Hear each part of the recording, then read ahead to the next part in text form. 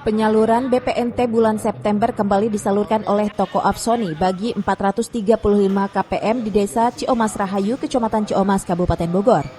Dari 80% KPM Mandiri dan 20% KPM PKH, di mana penyaluran tersebut merupakan kelanjutan dari BLM BBM yang sudah KPM cairkan sebelumnya di kantor pos dan terakhir penyaluran berupa sembako. 4 komoditi yang diterima oleh KPM diantaranya beras, daging ayam, buah-buahan, dan kacang tanah. Dari 435 KPM Desa Ciomas Rahayu yang terdaftar, 1 KPM terkendala. Selama 10 bulan KPM tersebut tidak pernah merasakan pencairan bantuan sosial. Bahkan 1 KPM yang sudah meninggal dan dialihkan terhadap ahli waris dinyatakan keluarga mampu. Jumlah keseluruhan ada 435 berikut PKH dan Mandiri Irisan. Kemudian yang disampaikan hari ini adalah 1 bulan September untuk KPM yang memang KPM Mandiri 80%, 20% KPM PKH yang mendapatkan sembako. Penyaluran ini sebetulnya harusnya 2 bulan, tapi kemarin sudah dilakukan penyaluran melalui kantor pos dengan kompensasi BBM selama 2 bulan.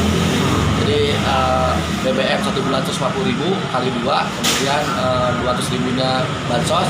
Nah, untuk yang 200.000-nya lagi disalurkan hari ini berupa sembako. Komoditi apa aja sih?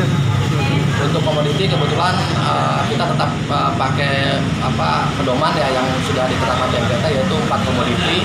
Salah satunya adalah beras 10 kilo, kemudian ayam 1 kilo, kemudian kentang 1 kilo, kemudian buah 1 kilo, dan kacang tanah 1,4 kilo. Ada yang KPM yang jong atau gimana Kang di sini?